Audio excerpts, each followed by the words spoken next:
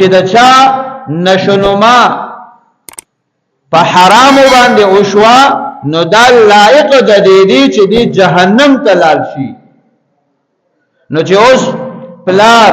د بچی د پاره د حرام رزق راوړلې دی او دغه بچی باندې حرام خوړلې دي، داغه نشونما په حرامو کې شوی دا، اوس دغه جسد او دغه جسم او دغه بچی د لایق زې کم یو دی وی جهنم دی. نه د پلار ذمہواری دا چې د بچی د پاره د رزق حلال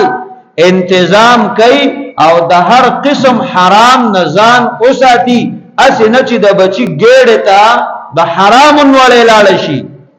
او هغه د حرام وړې دا غینه په جسم کې وینه تیار شي، د جسم یو حصہ او ټوټه تیار شي، نو د حرام او د دغه وړې نحوست په دغه بچی کې د ابتدا نه جوړ کو. او دا رزق حلال د دې اهمیت دومره زیات دی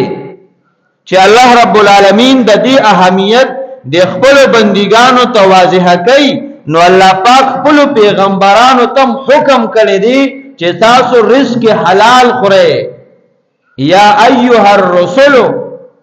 کلوا من الطیبات،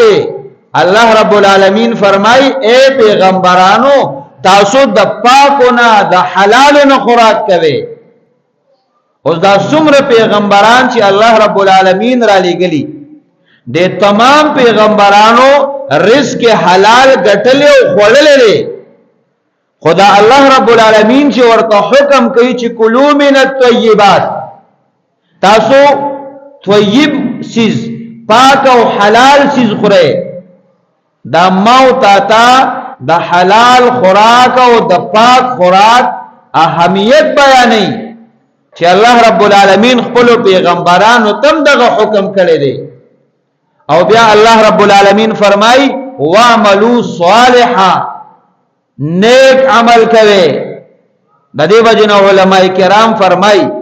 چې د رزق حلال اثر داده چې بنده تبا د نیکو اعمالو توفیق میلاویږي، دا به د رزق حلال اثري. او چې کله رزق حرام دی نو بنده ته د نیکو اعمالو توفیق نه میلاویږي. نو د رزق حلال حکم الله پاک پیغمبرانو ته کړي، داغه اثر د نیکو اعمالو توفیق دی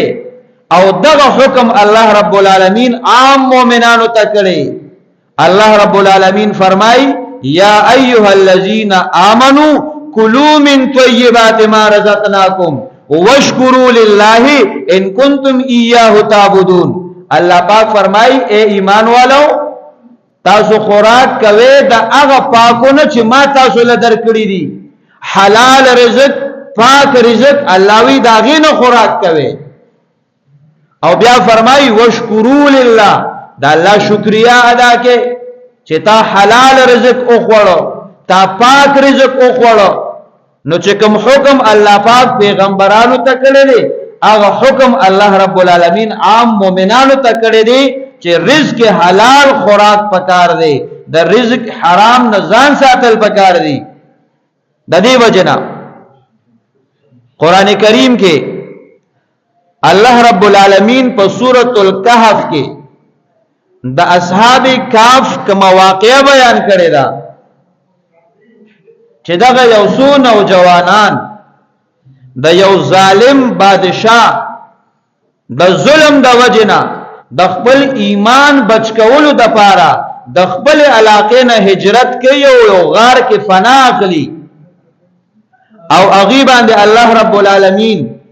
300 یا 309 کالا. نو چې کله نظام شمسی باندې حساب وشو نو اصحاب کهف 300 کالا او د نظام قمری مطابق 309 کالا الله پاک باوی داسې کیفیت را وستلو چې د مرګ کیفیتو. خو چې کله دغه بلا کلونه بعدم را بیدار شو دې ته لوګه لګېدلې ده، نو خپل منځ کې مشوره وکړه چې یو کس لیګو چې د خوراک تنظیم وکړي. نو سیوی په دې مشوره کې داوی چې یو کس تاسو اولېږي دل پیسې ورکې چې موږ له خوراک راوړي خو دې وګوري فلینظر